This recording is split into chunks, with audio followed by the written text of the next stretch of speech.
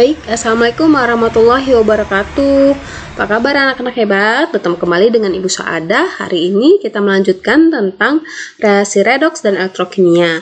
Masih di kelas 12 IPA SMA MA semester 1. Selalu semangat ya. Baik, sebelum kita mulai pembelajaran kita hari ini, agar lebih memahami apa yang akan disampaikan, kita buka dengan lafaz basmalah. Bismillahirrahmanirrahim. Dan kalian dengarkan penjelasannya, jangan di skip-skip ya, supaya mudah dimengerti dan tidak ada yang hilang saat penjelasan yang diberikan. Ya, untuk hari ini kita lanjutkan untuk sel elektrokimia yang terakhir, yaitu sel elektrolisis ya. Sebelumnya sudah dibahas tentang proses reaksi redoks, ada di video sebelumnya ya, bisa kalian cek kembali kalau kurang dimengerti. Kemudian sel elektrokimia, Brother redoks dan galvani juga sudah, dan korosi. Coba dicek lagi di video sebelumnya supaya tidak hilang ya pengertian yang kemarin. Ya, baik, kita akan membahas tentang sel elektrolisis. Sel elektrolisis ini adalah berasal dari reaksi elektrolisis ya, yang merupakan peruraian suatu elektrolit karena adanya arus listrik. Ya, jadi sel elektrolisis terjadi karena ada perubahan energi listrik menjadi energi kimia. Sebenarnya ini kebalikan dengan sel volta yang minggu lalu kita pelajari. Untuk energi pada elektrolisis itu listrik menjadi kimia, sedangkan volta kebalikannya itu kimia menjadi listrik. Ya, ini ada rangkaiannya, ada yang disebut anode bermuatan positif ya di sini, dan katode bermuatan negatif. Ya, yang paling penting di sini adalah kalian bisa mengelektrolisis apa yang terjadi di katode dan anoda. Ini bisa kalian catat dan di screenshot ya, supaya lebih memahami. Jadi yang direaksi di katode ini bergantung pada jenis kation. Kation itu ion yang bermuatan positif. Jadi kalau kationnya berasal dari golongan aktif, yaitu golongan 1A, 2A, aluminium, Al3+, dan Mn2+, fasenya larutan, maka air yang akan tereduksi. Reaksinya 2H2O liquid tambah 2 elektron menjadi H2 gas plus 2O- aquos. Ya, kalau kationnya berasal dari yang lain, yang bukan termasuk golongan yang ini, yang bentuknya atau dia tergolong dalam golongan ini tapi bentuknya lelehan atau leburan, ya, kationnya akan tereduksi. Misalnya H+ ya menjadi H2, jadi 2H+ tambah 2 elektron menjadi H2. Atau logam lain Lx+ menjadi L tereduksi ya, menangkap elektron. Atau Na+ ya, walaupun dia golongan 1A tapi dia bentuknya lelehan, maka Na+ nya akan tereduksi menjadi Na. Kemudian yang kedua, reaksi di anode itu bergantung pada jenis anode atau anionnya. Ya, jadi kalau kalian lihat di anodenya bentuknya inert itu adalah anode yang berasal dari platina, Pt, C karbon, dan Au emas ya. Nah, kalau di anode inert, kalian lihat anionnya. Anion itu ion negatif. Ion negatifnya kalau sisa asam oksi. Nah, sisa asam oksi ini bisa berasal dari SO4-2-, NO3-, PO4-3-, CO3-2-, maka yang terjadi adalah air yang teroksidasi, yaitu 2H2O liquid menjadi 4H+ tambah O2 gas plus 4 elektron. Ingat ya, kalau sisa asam oksi, maka H2O-nya akan teroksidasi. Ini reaksinya 4H+ tambah O2 tambah 4 elektron. Nah, dia termasuk anode inert, tapi anionnya bukan sisa asam oksi, melainkan sisa asam lain, misalnya dari OH-, O2- atau anion yang teroksidasi. Misalnya di sini ada Br- ya, Br- teroksidasi menjadi Br2 plus 2 elektron, atau Cl- menjadi Cl2 plus 2 elektron, dan seterusnya. Nah, ini kalau dia menggunakan anodenya inert. Biasanya di soal diberitahu anode apa yang digunakan. Sedangkan kalau anodenya tidak inert, maka anodenya itu sendiri yang teroksidasi. Misalnya Cu ya, tembaga itu teroksidasi menjadi CO2 plus 2 elektron. Atau Ag menjadi Ag plus tambah elektron. Ada juga Pb menjadi Pb2 plus 2 elektron. Nah, ini hal penting pada elektrolisis, skemanya yang kalian harus pahami. Selanjutnya kita lihat ke contoh soalnya ya. Yang pertama, tuliskan reaksi elektrolisis yang menggunakan elektroda grafit. Perlu kalian ketahui grafit ini adalah karbon ya, C. Nah, larutannya NaCl. Jadi, elektrolisis NaCl dengan elektroda C, kalian buat ionisasinya dulu. Na plus menjadi Cl min. Kalian lihat katode tadi ion yang bermuatan positif ya. Nah, Na plus ini bentuknya apa? Larutan. Nah, Na plus ini termasuk golongan 1A yang tadi. Maka, yang ini ya. Ya, ini ya. Golongan 1A itu termasuk ke golongan 1A Na, fasenya larutan, maka yang terjadi adalah air yang akan terreduksi. Maka untuk soal ini Na plus mengalami reduksi, yang menjadi reduksi adalah air 2H2O plus 2 elektron menjadi 2OH- plus H2 karena larutan ada airnya. Sekarang lihat elektrodenya di sini C. C ini adalah elektroda inert ya, maka lihat anionnya Cl min, maka itu yang teroksidasi, jadi Cl min menjadi Cl2 plus 2 elektron, maka reaksinya kita coret elektronnya karena ruas kiri kanan karena sama, maka tinggal diturunkan 2H2O tambah 2 Cl min menjadi Cl2 tambah 2 min tambah H2 ya. Itu contoh yang pertama. Yang kedua contohnya adalah tuliskan reaksi elektrolisis larutan AgNO3 dengan katode Fe dan anoda Ag. Nah, di sini larutan Ag kalian ionisasikan dulu, jadinya Ag plus tambah NO3 min. Kalian lihat Ag di sini termasuk golongan 1A?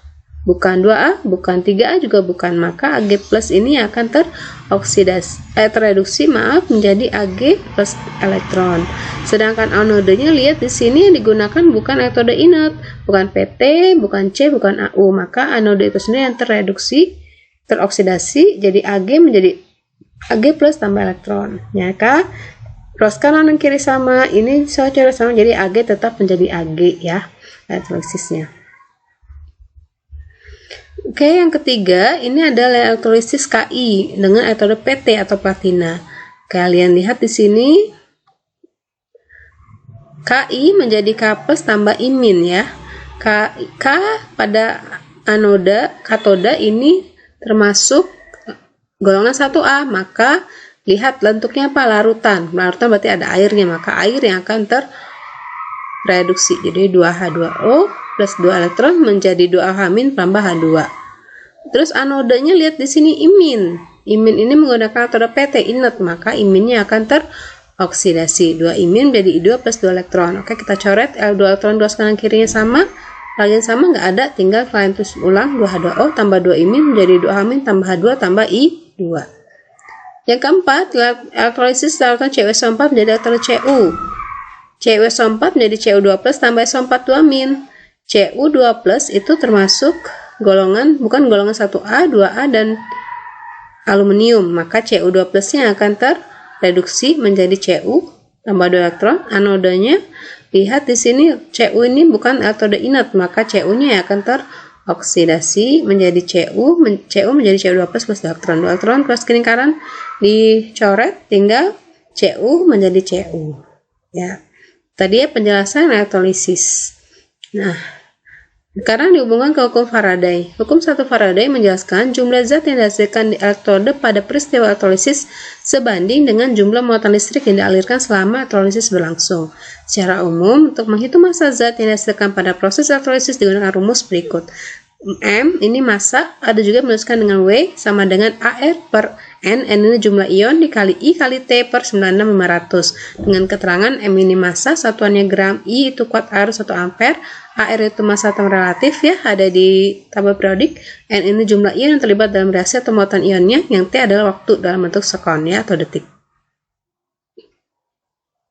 Hukum Faraday 2 ini kalau ada massa ekivalen ya antara ion logam, perbandingan massa atom relatif dengan muatan ionnya R per N ya. Jadi misalnya ada dalam muatan Ag+, ada Cu2+, ada Ca3+, dilahirkan muatan listrik yang sama, maka massa yang didapat adalah sebagai berikut.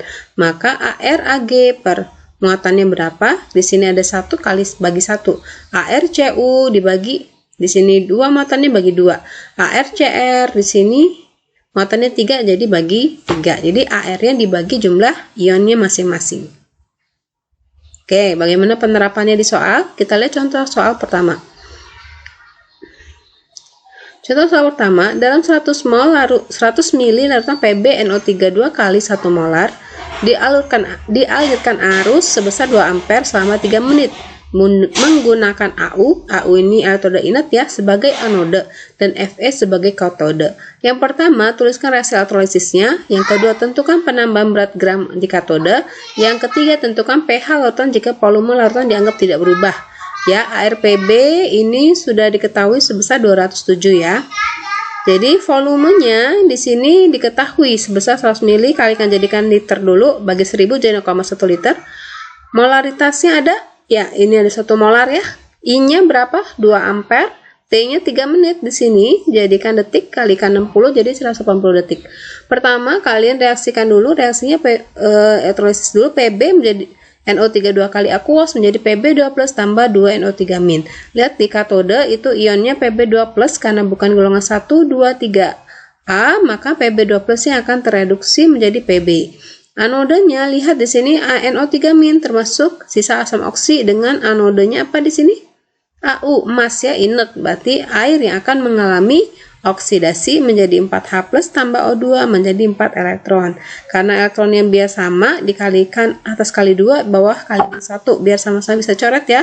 Berarti 4 elektronnya bisa coret, jadi ini 2 Pb2+ tambah 2 H2O, coret elektronnya menjadi 2 Pb 4H+ tambah O2. Nah, ini udah dapat reaksi selnya. Kemudian yang kedua, pada kalian disuruh menentukan gram.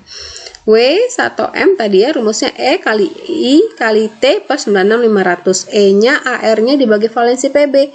Pb di sini muatannya 2. Jadi 207 dibagi 2 dikalikan I-nya 2 kalikan T bagi 96500, dapat W-nya 0,386. Sekarang yang ketiga, tentukan pH larutannya. Jadi kalian cari mol dulu. Molnya itu bisa dengan dicari dengan I kali T per 96500. I-nya kan udah ada ya di sini ya. 2 kali 180 per 96500 dapat nolnya 0,037 mol. Jadi ekivalensinya sebesar mol H+ itu sebesar mol elektron sebesar 0,0037 mol. Berarti molaritasnya mol dibagi volume. Molnya tadi kita cari dibagi volumenya 0,1, dapatlah 3,7 10⁻² molar. pH pelajaran kelas 11 min log H+ min log 2 3,7 10⁻², jadi 2-nya maju dikurang min log 3,7, jadi 2 min 0,57 sebesar 1,43. Kalau sampai sini juga udah benar, 2 min log 3,7 juga sudah benar. Oke, mudah-mudahan dipahami. Untuk lebih jelas lagi, kita lihat contoh soal yang kedua. Di sini hitung massa perak yang dapat dibebaskan oleh arus 10 ampere yang dialirkan selama 5 menit ke dalam larutan AgNO3. Air Ag-nya sudah diketahui 108. Ya, rumusnya kita gunakan konvar D1 dengan rumusan W sama dengan E kali I kali T per 96500 ya. I-nya 10 ampere, T-nya tadi berapa? 5 menit ya. Jadikan detik kalikan 60. E-nya AR bagi N, AR-nya 108, Ag itu muatannya berapa? Ag plus, jadi bagi 1 ya, karena plus 1, jadi sama dengan 108. Masukkan ke rumus W sama dengan E kali I kali T per 96500. Dapat hasilnya 3,36 gram. Ya, ini masih ada contoh soal yang ketiga, yaitu sejumlah arus dapat mengendapkan 1,8 gram perak dari larutan perak nitrat AgNO3. Jika arusnya sama dilakukan gram nikel sulfat NiSO4, berapa gram nikel dapat diendapkan? Air Ni-nya 59, Ag-nya 108 ya. Ini menggunakan hukum Faraday 2 ya, pengbandingan. Jadi W1 per E1 sama dengan W2 per E2. E1-nya itu yaitu Ag ya. Ag ini airnya berapa sih? 108, bagikan N-nya. Ag plus ya, bagi plus itu muatannya 1, jadi 108 per 1, jadi 108. ENI, AR-nya bagi N. ARNI berapa? 59, bagi NI di sini. NI 2 plus ya, muatannya jadi 2. Muatannya jadi 29,5. Tinggal masukkan ke hukum Faraday 2. W1 per E1 sama W2 per E2. WAG, berapa WAG-nya? 1,08, bagi EAG-nya 108 sama dengan WNI. WNI yang kita cari bagi 29,5. Benar ruas ya. 108 kali WNI 1,8 kali 29,5 pindah ruas jadi 0,295 gram. Oke, itu tadi penjelasannya tentang elektrolisis ya, elektrolisis dan hukum Faraday. Coba kalian kerjakan soal nomor 1 yaitu tentang reaksi elektrolisisnya dari 4 larutan ini. Yang kedua menghitung massa ya, massa perak di sini dengan menggunakan hukum Faraday 1. Kemudian yang ketiga dengan menggunakan hukum Faraday 2. Oke, itu yang bisa Ibu sampaikan pada kesempatan kali ini. Mudah-mudahan bermanfaat dan bisa dipahami. Jika ada kendala bisa langsung WA atau komen di YouTube ini. Jangan lupa subscribe ya. Assalamualaikum warahmatullahi wabarakatuh.